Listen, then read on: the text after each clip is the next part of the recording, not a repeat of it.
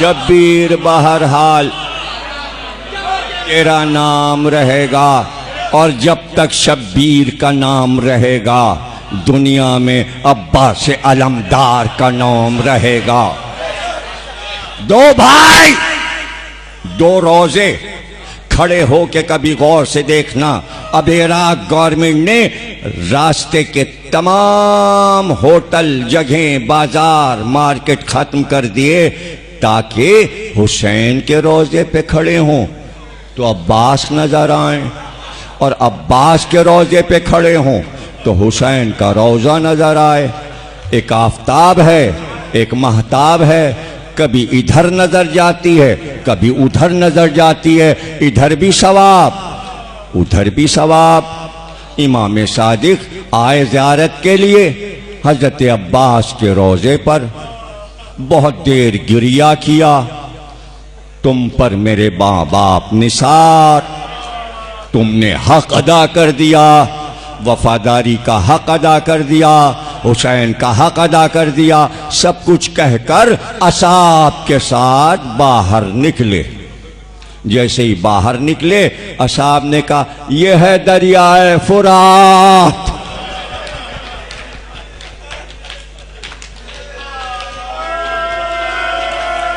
यह है दरियाए फुरात। एक बार इमाम सादिक मुड़े का शर्म नहीं आती, हुसैन के बच्चे प्यासे मर गए और तू बह रहा है।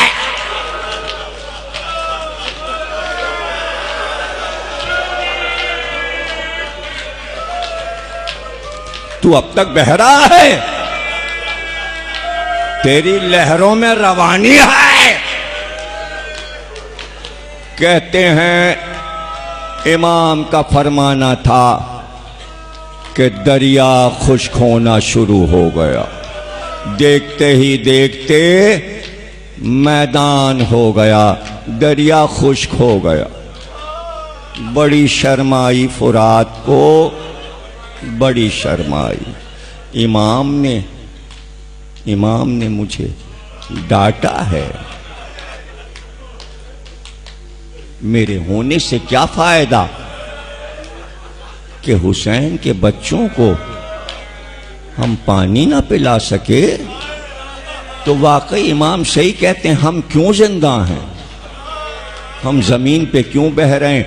कहते हैं दरिया खुश्क हो गया, पानी गायब हो गया, अब नहीं है। दरियाए फुरात वहां नहीं है, दरियाए फुरात वहां नहीं है। आसिफुद्दौला अवध के बादशाह, लखनऊ के बादशाह की वालिदा बहू बेगम, जिनका नाम अमतु ज़हरा था, करोड़ों अरबों रुपए की एस्टेट थी जिनकी। जो अज़ादारी आप देखते हैं पाकिस्तान और हिंदुस्तान में, उसकी बुनियाद उन्होंने रखी थी। और इस तरह रखी थी कि एक रात सोते से उठ गईं और तमाम दरबारियों को, कनीज़ों को बुलाया कि मैंने अजीब ख्वाब देखा है। बादशाह का घर है। पूछा वज़रा ने, क्या देखा है बीबी आपने? कहा अजीब चीजें देखी जो मैंने कभी देखी नहीं। कहा क्या देखा है? कहा मैंने देखा हुसैन हुसैन हो रहा है। और क्या आपने देखा? एक नन्हा सा झूला देखा, एक आलम देखा, एक ताबूत देखा, एक घोड़ा देखा। फौरन हुक्म हुआ, जो जो बता रही हैं वैसा वैसा बनाते जाओ। कोई झूला बना के लाया, कभी भी ऐसा था ख्वाब में झूला। कोई अलम बना के लाया, ऐसा था अलम। कोई घोड़ा सजा के लाया, ऐसा था घोड़ा। कब बस यही देखा है, अब इसको फैजाबाद की सड़कों पे निकलवा दो। ये पहली अज़ादारी थी जो बहू बेगम का ख्वाब है, और ये बहू बेगम के ख्वाब की ताबीर है जो कराची में, लखनऊ में, अमेरिका में, लंदन में हो रहा है। एक बीबी ने ख्वाब देखा था, एक कनीज़े ज़हरा ने ख्वाब देखा था, ये उसकी ताबीर है। आसिफुद्दौला से पहले अलम नहीं होता था, झूला नहीं होता था, ताबू। तुम बड़े हैरत से मुझे देख रहे हो, ये कमाल है अज़ादारी का। बाद में लोगों ने इजाफे किए, किसी ने अली अकबर का ताबूत बना लिया, किसी ने कासिम की मेहंदी बना ली। कोई आसमान से तो आजादारी नहीं उतरी ना शियों पे, यहीं बनी है ना। बनाने वाले हुसैनी लोग हैं, यही हिस्ट्री में लिखा है, जो तुम्हें बताया है यही इस आजादारी की तारीख है। इसी तरह ताजिया बना। तो अब आप सोचो, जिसे ख्वाब में इल्हाम हुआ हो आजादारी का, तो वो हुसैन से कितने करीब होगी, वो आजादार खातून कितनी करीब होगी। सोच सकते हो तुम? कभी हिंदुस्तान जाना हो तो पूछ के जाना, बहू बेगम का मजार कहाँ है। मजार थोड़ी है, इतनी बड़ी इमारत है, एशिया की सबसे बड़ी इमारत, वो इमाम बाड़ा है। वहां 2.25 महीने मातम और आजादारी होती है, उसकी वसीयत है उसके कब्र पर। और वो तबर्रुक बढ़ता है इसलिए कि गवर्नमेंट के अंडर में है। इतना करोड़ों रुपया छोड़ के अंग्रेजों को गई थी कि कयामत तक वहां आजादारी होती रहेगी। यह है बहू बेगम। बेटे से कहा करबला जाऊंगी, हजारों लोग साथ, काफिला, मुलाजिम, कनीजें पहुंची। रोज़ा हुसैन दिखाओ, रोज़ा अब्बास दिखाओ, मौला अली के रोजे पे ले चलो। मौला अली के रोजे पे पहुंची। 9 करोड़ के नीलम के कान के झाले जो कांधे से नीचे आते थे, पूरे नीलम से बने हुए। लोग एक नीलम ढूंढते हैं लाखों रुपए का, पूरे 9 करोड़ के नीलम कान से उतारे। मौला अली आपकी नजर, जब आप जाइएगा मौला अली की जरी पे तो सरहाने जाइएगा, दोनों बुंदे, दोनों गोशवारे जरी के पीछे लटके हुए सामने मिल जाएंगे, तस्वीर लेके आ जाइए। मैं बता रहा हूं आपको, हिस्ट्री में लिखा है, तारीख नजफ में लिखा है। और क्या क्या चढ़ाया हुसैन के रोजे पे, सोने के गुलदान, जवाहरात के उसमें फूल लगे हुए। अब्बास के रोजे पर जितने दरवाजे सोने के हैं, जहां जहां रोजों के, सबसे पहले उन्होंने बनवाए। हुसैन के रोजे के सोने के दरवाजे हजरत अब्बास के, हजरत अली के, सब बहू बेगम ने बनवाए। दौलत इतनी थी, दौलत क्या करती, मौला पे लुटा रही थी। लोग कहते कराची में 22 खानदान रहते हैं दौलतमंद, हमने तो नहीं सुना किसी ने एक पाई हुसैन पे लगाया हो। तो आप जन्नत में जाओगे क्या? जन्नत मिलेगी? जन्नत तो उसको मिलेगी जो उनकी बात करता है। रोजे से निकली, कहा भाई सारी ज़ियारतें तो हो गई, मुझे दरियाए फुरात दिखाओ। कहा वो तो खुश्क हो गया। इमाम सादिक ने कहा था तू बह रहा है, वो खुश्क हो गया। कहा भाई करबला बगैर फुरात के अच्छी नहीं लगती। हुक्म मिलना था कि इराक के मजदूर बुलाए गए, लाखों रुपए खर्च हुआ। का जहां पे दरिया बहता था बिल्कुल रोज़े अब्बास और हुसैन के पास से खुदाई शुरू करो, और असल फुरात जो बगदाद में है पानी काट के वहां से लाओ। का लाखों रुपए खर्च होंगे, का कोई परवाह नहीं, हम देंगे। मजदूर लग गए, खुदाई हुई, पानी आया। अब जो आप नहरे अलकमा देखते हैं, जिन लोगों ने ज़ियारत की है, इसको कहते हैं नहरे आसफी। ये फुरात नहीं है, ये बहू बेगम का बनवाया हुआ दरिया है। अब वो जो मिट्टी खुदाई से निकली वो करबला की मिट्टी थी। लोगों ने कहा इस मिट्टी का क्या हो? का ऊंट गाड़ियां लाओ किराए पर और सारी मिट्टी उस पे ला दो और लेके लखनऊ चलो, इसलिए कि करबला की मिट्टी है। 36 ऊंट गाड़ियों पर, बसरे और बसरे से पानी के जहाज पर सारी करबला की मिट्टी लखनऊ आई। लोगों ने पूछा बेगम इसका क्या होगा? का लखनऊ में खाके शिफा की मस्जिद बनवाओ। एक मस्जिद पूरी लखनऊ में खाके शिफा की बनी, वहां मैंने मजलिस पढ़ी है। जो जाता है पूरी मस्जिद चूमता है। कोई मीनार चूमता है मस्जिद के, कोई दीवारें चूमता है, इसलिए चूमते खाके शिफा किया है। तुम सलामत रहो, खुश रहो। और थोड़ी सी मिट्टी मेरे घर के महल की छत पे डाल देना, क्या करेंगी? का पहले कब्र में फर्श बिछाना, फिर मुझे लिटाना, फिर ऊपर से चादर डालना खाके शिफा की। इस तरह तो दफन हुई है। खाके शिफा बिछाई गई, उस पे लेटी, उस पे डाली गई, फिर कब्र बनी। कब्र में खाके शिफा है। हैरत से सुन रहे हो? एक हुसैनी का हाल सुना रहा हूं तो दंग हो रहे हो। अगर दुनिया के सारे हुसैनियों के कारनामे सुनाऊं तो कई अशरे पढ़ने पड़ेंगे। हालांकि 2 पढ़ चुका हूं। तारीख शियत यहीं इसी इमाम बाड़े में 86 में पढ़ा था। तारीख शियत रिज़ाए हुसैनी का अशरा, जिसमें बताया था खिदमात क्या हैं हुसैनियों की। जज्बा तुम में भी पैदा हो, कुछ करना है, इसलिए सुना रहा हूं, कुछ करना है। न स्टेट चाहिए न दौलत, जो तुम्हारे पास है उसी में करके दिखाओ तो मैं जान। क्यों, क्या गरीब नहीं करता? क्या गरीब हुसैन की खिदमत नहीं करता? आसिफ उद्दौला का इमामबाड़ा बनना शुरू हो गया। लकोदक लाखों रुपए में बनेगा, अरबों रुपए में। उस दौर में आके वजीर हिंदू था, उसने कहा कि झाऊलाल वजीर आजम ने कहा कोना जो है वो खराब हो रहा है, वहां से तिरछा करना पड़ेगा, हाल सीधा नहीं होगा। का क्यों? का एक बुढ़िया का वहां पे घर है, झोपड़ा है। का तो उसे खरीद लो। का वो तैयार नहीं है, वो तैयार नहीं है। वो कहती हमारे जद बुजुर्गों का घर है, मैं कैसे अपनी ड्योढ़ी को बेच दूं? यही तो मेरा घर है, सदियों से यहां रहे मेरे बुजुर्ग, मैं कैसे बेच दूं? आसिफ उद्दौला ने कहा हम खुद चलेंगे। आए, का ये घर बेच डाल। उसने कहा तुम बादशाह हो, हमारे लिए यही हमारा महल है, हम यहां के बादशाह हैं, तुम हमसे जबरदस्ती नहीं ले सकते। का हम जबरदस्ती लेने नहीं आए। ये घर जिसका बन रहा है वो एक मजलूम का घर है, जिसका घर करबला में लूट गया था। अगर तुम अपना घर उस मजलूम को दे दो, वो हिंदू औरत थी, वो तैयार नहीं हो रही थी अपना मकान देने के, नक्शा बदल रहा था इमाम बाड़े का। आसिफ उद्दौला ने कहा मजलूम है ना, उसका घर बन रहा है।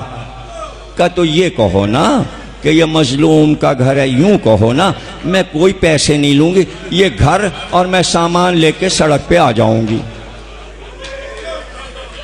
मैं अपना सामान उठा लूंगी, अपने वजीर से कहो मेरा घर तोड़ दे, इमाम बाड़े में मिला ले, लेकिन तुम बादशाह हो ना, एक शर्त है मेरी।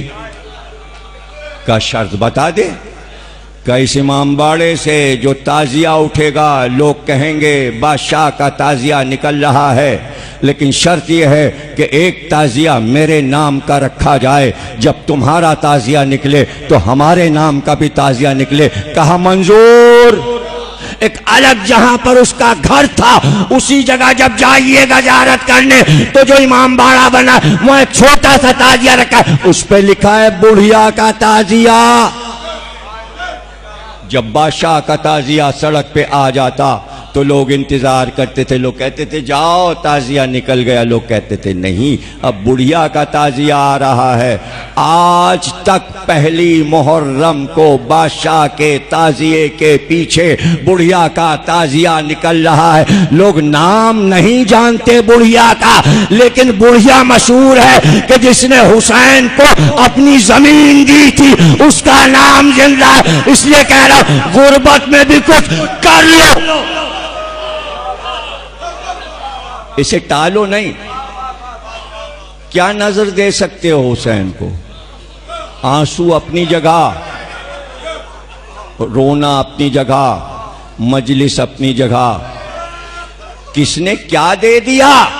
इतना ही तो कहा था इमाम सादिक ने, बच्चे प्यासे रह गए और तू बह रहा है।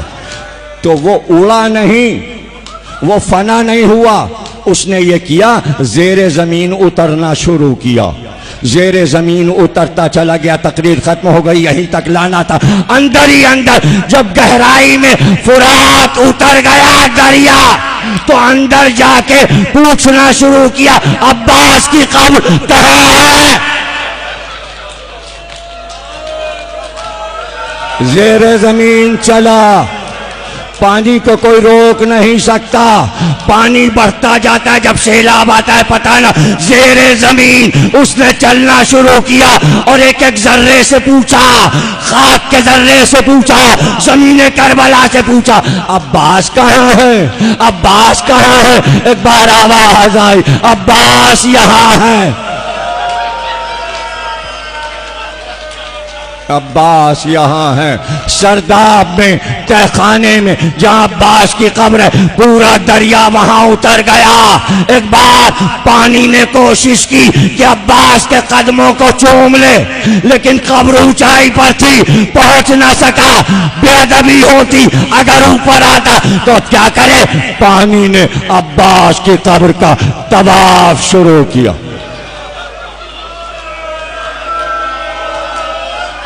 आज इस वाक़े को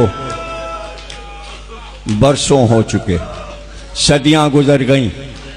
फुरात के दरिया ने अब्बास का तवाफ नहीं छोड़ा, बकदमों से लिपटी हुई है फुरात। अब्बास माफ कर दो मुझे, हम तो तुम्हारी मश्क में समा रहे थे। हर लहर चाहती थी मश्क सकीना में समा जाए, लेकिन अब हम यहाँ तुम्हारे कदमों में कयामत तक पड़े रहेंगे। मैं रोज़े अब्बास पे पहुँचा, लोगों ने बताया फुरात नीचे है तहखाने में, अब्बास की कब्र के पास फुरात बह रहा है। आपको सबूत चाहिए? मैंने कहा बताइए। खुदाम ने कहा ये जगह जगह आप देख रहे हैं रोज़े अब्बास पे जालियां बनी हुई हैं, ये पतली पतली नालियां से बनी हुई हैं, ये हवा जाने का रास्ता है। आप यहां बैठ जाइए, अभी देखिएगा क्या होता है। मैं बैठ गया। मैंने कहा ये क्या? कहने लगे ये पानी ऊपर उछलता है नैज़ों, तो अब्बास के रोजे की छत से टकराता है तो पानी बाहर आ जाता है। आप रुमाल लेके इसे जज्ब कीजिए। लोग तो अपने कफन में जज्ब करते हैं, इसलिए कि यह पानी वो है जो अब्बास के पैरों को छू के आ रहा। कई बार पढ़ चुका। जिस साल बेनजीर गई ज़ियारत के लिए, उसी साल तफसील पढ़ी थी कि जब बेनजीर के लिए तहखाना खोल दिया गया। पाकिस्तान की वज़ीर आज़म ज़ियारत कर रही है, इसलिए खुद्दाम के हेड ने दरवाज़ा खोला। तहखाने में पूरा वफ़द साथ था, लेकिन बेनज़ीर जब ज़ीनें उतरने लगीं और सामने जब फुरात आ गई तो पीछे मुड़कर, नेट पर देख लीजिएगा पड़ा हुआ है, और सीडी बाज़ार में भी मिलती है। रोज़े के अंदर की सीडी बाज़ार में बिकी थी। कैमरा साथ में गया था बेनज़ीर के, तो पूरा कैमरे ने फुरात से अब्बास की कब्र तक पूरी तस्वीर ली है। और एक अजीब मंजर है कि वो शोर है वीडियो में, उस शोर की वजह से डर गई बेनज़ीर, सहम गई और पलट के कहा जरदारी तुम जाओ, मैं यहां से आगे नहीं बढ़ूंगा। इसलिए कि वो रोब वो दबदबा है, ये वीडियो में आवाज आ रही है, जरदारी तुम जाओ। क्या किसी ने नहीं देखा वो वीडियो? कितने लोगों ने देखा है? एक हाथ उठा। सबको देखना चाहिए, और अगर देखा तो भूल क्यों जाते हो? ये चीजें याद रखो, अजदारी का हिस्सा हैं, ये तुम्हारे लिए दलीलें हैं, ये तुम्हारी फजीलतें हैं कि एक मुल्क की वजीर आजम अब्बास के कदमों को छूने जा रही थी, लेकिन इल्हामी तौर पर वापस की गई। अब्बास का जलाल, अब्बास का जलाल। सब मर्द गए, करीब गए, वहां से पानी लाए। अब भी पानी लाते हैं लोग जिनके लिए दरवाजा खुल जाता है। बस हो गई ना तकरीर, पानी घूम रहा है, शोर कर रहा है। ऐसा शोर हमने नहीं सुना पानी का। जब आप रोज़ा अब्बास पे जाइएगा तो तहखाने के जो रोशनदान बने, कान लगा के सुनिएगा वो शोर। ऐसा शोर समंदर में भी नहीं है, गोया गिरिया कर रहा है फुरात। अब्बास, हम तुम्हें पानी न दे सके, तुम पानी बच्चों तक ना पहुंचा सके, गिरिया कर रहा है फुरात, रो रहा है अब्बास के कदमों से लिपटा हुआ, रो रहा है, रो रहा है।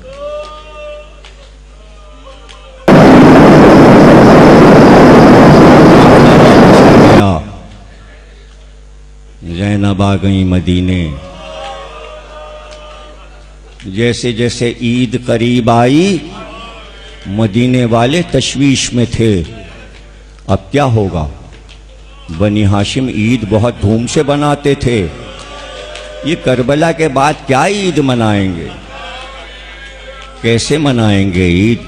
इसलिए कि सबको पता था कि ईद की सुबह आती तो हजरत ज़ैनब नाके पर अमारी कसी हुई, नाके को मंगाती, नाका बिठाया जाता, अमारी में बैठती, पर्दे डाल दिए जाते और फौरन कहती अब्बास के घर चलो। हजरत ज़ैनब कहती थी मेरी ईद है, अब्बास और उनके 3 भाइयों का चेहरा देखना, जवान भाइयों को देख लिया मेरी ईद हो गई। मेरे जवान, मेरे 4 जवान। तुम ये तो नहीं समझे कि मैं क्या पढ़ रहा था और कहां पहुंच गया, वही रब्त है, कहीं मौजू से हटा नहीं हूं। आखिरी जुमला सुनोगे तो बहुत रोगे, अभी नहीं रोगे तो जब याद करोगे तो रोना आएगा। और याद कर कर के रोना इसलिए जाती थी कि ईद अब्बास के घर में होगी। अब हर साल यही होता कि ज़ैनब की सवारी पहुंची, दरवाजे पे 4 भाई कमर में तलवार लगाए हुए बहन का इस्तकबाल करते। ज़ैनब की वजह से हसन भी आते और हुसैन भी आते, और जैसे ही हजरत ज़ैनब घर में उतर जाती, सबसे पहले हजरत अब्बास जाते और मश्क में पानी भरकर अंदर दाखिल होते और अपने हाथ से सबसे पहले एक कूजा भरकर बहन को पेश करते। बहन भाई के हाथ से पानी लेकर जब पी चुकती, कहती अब्बास मेरी ईद हो गई, मेरे चांद, मेरे राज दुलारे भाई, ज़ैनब की ईद हो गई। ज़ैनब की सवारी चली, दरवाजे पर 4 भाई नहीं खड़े थे, नाका बैठा, अमारी का पर्दा हटा, ज़ैनब उतरी। 4 भाई इस्तकबाल करने वाले नहीं थे, लेकिन पर्दा हटा। अब्बास की माँ बाल खोले, रोती हुई ज़ैनब के इस्तकबाल को बढ़ी और एक बार ज़ैनब से लिपट गई और रोते हुए कहा शहजादी, हमें मालूम था कि आप ईद के दिन आएंगी, तो मैंने सोचा था मैं एक बात पूछूंगी। क्या मादर गिरामी का बस इतना पूछना है कि जब कोई बुलंदी से गिरता है, जब कोई बुलंदी से गिरता है तो अपने हाथ जमीन पे टेक देता है। ए ज़ैनब, ये बताओ कि मेरा अब्बास जब घोड़े से गिरा तो उसके हाथ वो कैसे गिरा? तो रोकर कहा मादर गिरामी, अब्बास का सर पास पास हो गया।